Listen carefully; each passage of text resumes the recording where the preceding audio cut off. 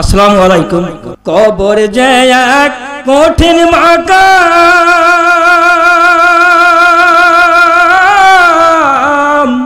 পড়বে ধরা পাপিতাম, ছল চাতুরি করার মতো, ছল চাতুরি করার মতো জায়গা সে তো নয়। আজরাইল তো তোমার পিছে ঘুরছে সর্বদাই। কবরেতে যাবার পরে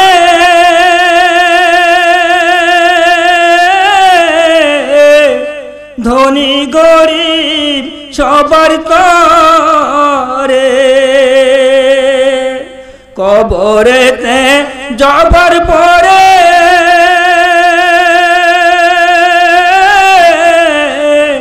ধনী গরিব সবার তরে, নিষ্ঠুর নির্দয় হইবে সেদিন, নিষ্ঠুর নির্দয় হইবে সেদিন, যদি আমল না থাকে। আজরাইল তো তোমার পিছে ঘুরছে সর্বদাই। কবর পথের যাত্রী তুমি, কয়দিন থাকবা দুনিয়ায়। আজরাইল তো তোমার পিছে ঘুরছে সর্বদাই। পাপী হয়ে যদি যাবি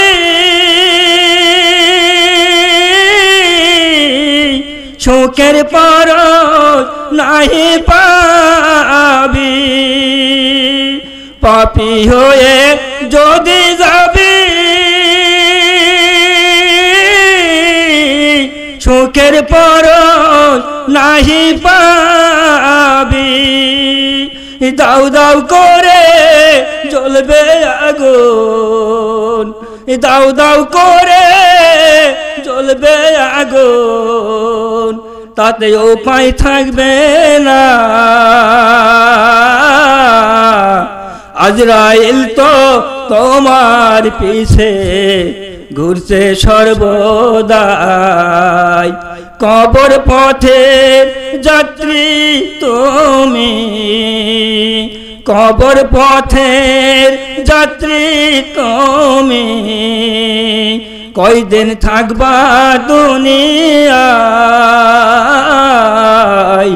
আজরাইল তো তোমার পিছে ঘুরছে সর্বদাই।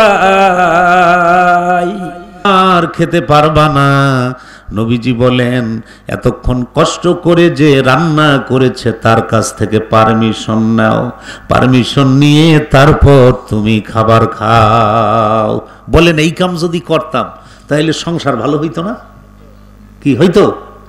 ইসলামের একটা জিনিসও মানে না, খালি একটু ইল্লাল্লাহ ইল্লাল্লাহ হুক্কুর হুক্কুর এইটা করিয়া সময় শেষ, বাস বুঝছে ইসলাম হয়ে গেছে। এর মধ্যে ইসলাম না। ইসলাম হচ্ছে ব্যবহারিক ধর্ম। ইসলাম হচ্ছে মানুষের একেবারে জন্ম থেকে মৃত্যু পর্যন্ত, লেট্রিন থেকে রান্নাঘর, রান্নাঘর থেকে রাজধানী, একেবারে বঙ্গভবন পর্যন্ত সব জায়গায় আল্লাহ পাক বিধান দিয়েছেন। কথাটা বুঝতেছেন? যেখানেই মানবেন সেখানে শান্তি হবে, যেখানে মানবেন সেখানে শান্তি হবে। এই জায়গায় এতগুলো লোক আপনারা যারা বসে আছেন, কোনো শব্দ হচ্ছে? আল্লাহর কোরআন শুনতেছেন, শব্দ নেই। এইটা যদি বিবাহ অনুষ্ঠান হইতো অথবা অন্য কোনো যদি নেতার কোনো মিটিং হইতো তাহলে কি হইতো? না এখন হইতো না। দেখছেন শান্তি আর অশান্তি ইহাকে বলে। যেখানেই আপনি আল্লাহর বিধান মানবেন সেখানে কি হবে? শান্তি হবে। আপনি কি কথা বুঝতেছেন আপনার আমার কথা? তাইলে এখন বলেন জমিন কার? আসমান কার? মানুষ কার? এগুলা কার কথায় চলা উচিত এটা বুঝতেছেন? তাহলে আপনারা যেই ভাইরা বিএমপি করেন মনের মধ্যে খুব কষ্ট আপনাদের। কি কষ্ট? শহীদ জিয়া এই দেশে ই আনছে পল্লী বিদ্যুৎ, কি আনছে? শহীদ জিয়া ইরিদান নিয়ে আসছে, ইরিদান নিয়ে আসছে না? শহীদ জিয়া নিজে খাল কেটে পানি সেচ ব্যবস্থা করেছে, শহীদ জিয়া অনেক উন্নয়ন করেছে। আর একজন ভাই এরশাদের করেন, এরশাদ সাহেব এই দেশের রাস্তাঘাট সব কি করেছেন। আর একজনে মনে করেন শেখ হাসিনাকে ভালোবাসেন, সে এদেশে ওভারব্রিজ, অনেক রোডঘাট, পদ্মা সেতু অনেক কিছুই করেছেন নাকি? হ্যাঁ, এখন আল্লাহ বলতেছেন, আল্লাহর দাবি হলো, আল্লাহ বলছেন তোদের এই নেতারা যা দিয়া করছে ও সব জিনিস আমার। সব জিনিস কার? রাস্তা বানাইছে রড দিয়া, রড কার? সিমেন্ট দিয়া, সিমেন্ট কার? পাথর দিয়া, পাথর কার? তো আল্লাহ কইতেছে ওরা তো আমারটা দিয়া, কইয়ের তেল দিয়া কই ভাজছে, কইয়ের তেল দিয়া কি করছে? কই ভাজছে করা করে নাকি? তো তোরা এইটুক বুঝলি না যে ওরা কইয়ের তেল দিয়া কই ভাজলো, তোরা ওদের পিছে দৌড়াইলি আর আমার কথা ভুলে গেলি। তোরা তো আমার কথা মানলে তো তোদের জন্য শান্তি হইতো। কথাটা বুঝতেছেন নাকি? তাহলে আমরা আল্লাহর বান্দা হিসাবে কার কথা মানা উচিত? আল্লাহর কথা। এটা আল্লাহ পাক কোরআনে এভাবে বলছেন,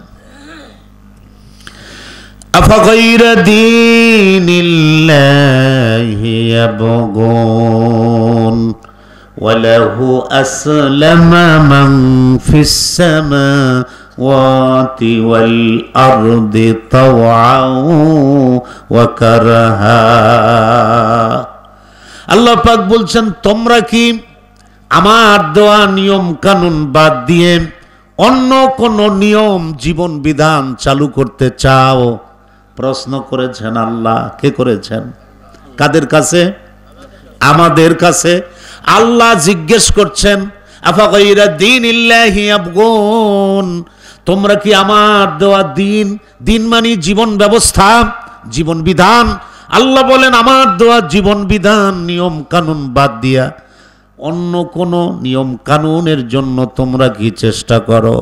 অথচ তাকায় দেখো ওয়ালাহু আসলামা মান ফিস সামাওয়াতি ওয়াল আরদ, তাকায় দেখো আসমানে, তাকায় দেখো জমিনে, তোমরা ছাড়া যারা আছে ওরা আমার আইন মেনে কত শান্তিতে আছে। আল্লাহ বলছেন ওদিকে তাকায় দেখো ওরা কত শান্তিতে আছে। আমারটা বাদ দিয়া তোমরা কি অন্য কোনটা খুঁজবা? আফাগাইরা দীনিল্লাহ, আমার দিন বাদ দিয়ে, আমার বিধান বাদ দিয়ে অন্যটা খুঁজবা তোমরা? আল্লাহ খুব আদর করে দয়া করে বলছেন। অথচ তাকায় দেখো, দেখেন আমরা একজন ঠিক মতো খেতে পারি না, একজন 8 টাকা আর একজন মাইন করে দেয়, জনগণের কোটি কোটি টাকা পাচার করে বিদেশে নিয়ে 3টা 5টা 10টা বাড়ি বানায়, বানায় না? আল্লাহ বলেন দেখো একই জমিনের উপরে, একই মাটির উপরে তোমার দাঁড়িয়ে আছে নারকেল গাছ, সুপারি গাছ, তিতুল গাছ, আম গাছ। কোনদিন ওদের মধ্যে মাটি নিয়ে ঝগড়া হয় নাই, মারামারি করে নাই, করেছে? আসমানে তাকায় দেখো, আসমানে অসংখ্য তারকারাজি, সূর্য চন্দ্র, এরা যার যে আমার নির্দেশ অনুযায়ী চলে। কোনদিন ঝগড়া করে একটা তারকা ছুটে পড়ে যায় নাই, গেছে নাকি? যায় নাই। আল্লাহ উদাহরণ দিয়ে বলেন আমারটা বাদ দিয়া তোমরা যে অন্যটা তালাশ করো, খোঁজো, অথচ তাকায় দেখো আমার বিধানের মধ্যেই শান্তি। আল্লাহর নিয়মের উপরে কোনো নিয়ম নাই, কারণ যে বানিয়েছেন সেই এটা ভালো করে জানে, অন্য কেউ জানে না। অতএব আমরা এত অধিকারই নাই। একজনের জমিনের উপরে, আপনার বাড়িতে, আপনার জমিনে আপনি নারকেল গাছ লাগাবেন না ধান লাগাবেন, এর এখতিয়ার আপনার। আর একজন গিয়ে আপনার বাড়িতে গিয়ে যদি কতগুলো মনে করেন আগাছা লাগাই দিয়ে, তাহলে ঝগড়া হয় না? অধিকার আছে? কোনো অধিকার নাই। আমরা সব আল্লাহর সৃষ্টি। আমাদের একজন রব আছে, মালিক আছেন, তার নির্দেশ ছাড়া পৃথিবীর কিছুই হয় না। এটার নাম ঈমান। এই ঈমান আনছি না? তো ঈমান যদি এনে থাকি তাইলে আমাদেরকে আল্লাহর বিধান অনুযায়ী চলতে হবে। এই সোজা কথাটা আপনারা বুঝতে পারছেন নাকি? আমি আর লম্বা চওড়া কথা বলবো না, অল্পের মধ্যে শেষ করে দেব। ধৈর্য হারা হচ্ছেন নাকি? তাইলে আমি শুরু করছিলাম কোন জায়গা থেকে? আমি বলছিলাম যে আল্লাহ পাক বলছেন কি, যে আমি মানুষকে নুতফা দিয়া পানি দিয়া সৃষ্টি করেছি। মানুষ অকৃতজ্ঞ, মনে আছে না? আফসোস করে বলছেন মানুষ কি অকৃতজ্ঞ, নুতফা দিয়ে আস্তে সৃষ্টি করেছি। এরপরে আল্লাহ পাক বলছেন ফাকাদ্দারা, আমি মানুষকে আস্তে আস্তে বড় করেছি, যৌবনে উপনীত করেছি। তোমাদের সমাজে তাকায় দেখো, অনেক ছোট্ট ছোট্ট মানুষ আমি বানায়া রাখছি। বাউইন বলে, আছে না? এক হাত হুজুরের দুই হাত নাই, আড়াই হাত হুজুর, দেড় হাত হুজুর, আছে না? হ্যাঁ, আল্লাহ বলেন দেখো আমি এরকম ছোট মানুষ বানাইয়াও দেখাইছি, তোমাদেরকে আমি ছোট রাখি নাই। ফাকাদ্দারা, আস্তে আস্তে করে তোমাদেরকে বড় করেছি। এরপরে বড়ই করি নাই, তোমাদের যখন যা প্রয়োজন হয়েছে সঙ্গে সঙ্গে আমি আল্লাহ রাব্বুল আলামিন দিয়ে দিয়েছি। বড় হওয়ার পর আমাদের দরকার ছিল দাঁত, গোশত খাবো, মাছ খাবো, দাঁতের দরকার না? এই দাঁত দেশে কোন ডাক্তারে, কোন নেতায় দেশে? এটাকে আমরা বুঝতেছি নাকি? বোঝার চেষ্টা করতে হবে, বোঝার চেষ্টা করতে হবে। শুধু পেট ভরে খাইলাম আর ঘুমাইলাম এটাই শেষ না। আল্লাহ যে এই দুনিয়াটা বানাইছেন সুন্দর কারুকার্য দিয়া, কোরআনে এরকম বলছেন, আল্লাহ পাক বলছেন আলাম নাজআল লাহু আইনাইনি ওয়া লিসানাও ওয়া শাফাতাইন। আল্লাহ বলেন তোমাকে যে দুইটা চক্ষু আমি দিয়েছি, তুমি যদি এর মূল্য ধরো তাহলে দুই চোখের মূল্য অন্তত 20 কোটি টাকা দাম হবে। কত হবে? 20 কোটি টাকা হবে দুইটা চক্ষু।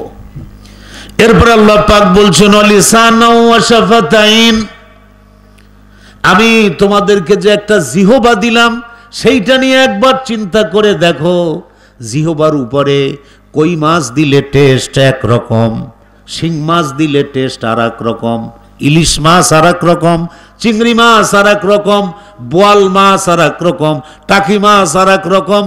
যেই যে জিনিস মুখের উপরে দাও, এক জিহ্বা দিয়া হাজার হাজার স্বাদ আমি আল্লাহ আচ্ছাদন করিয়েছি।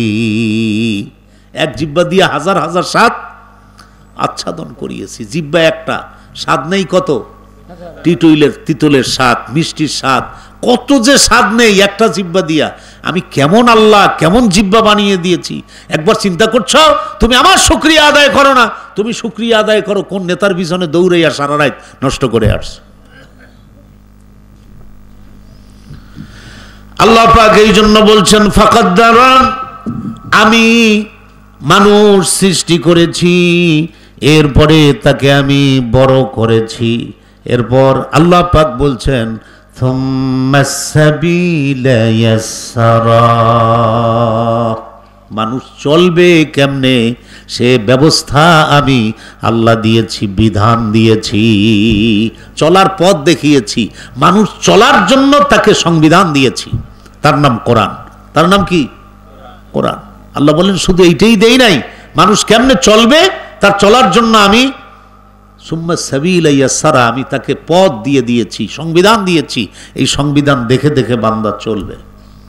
তাইলে আল্লাহ সৃষ্টি করেছেন, আল্লাহ বড় করেছেন, আল্লাহ আমাদেরকে পথ দেখিয়ে দিয়েছেন। কিন্তু দুর্ভাগ্য, আমরা আল্লাহর দেখানো পথ বাদ দিয়ে আমরা খাজা বাবার পথ ধরেছি, আল্লাহর দেখানো পথ বাদ দিয়ে আমরা নেতা নেত্রীর পথ খুঁজে তালাশ করে নিয়েছি।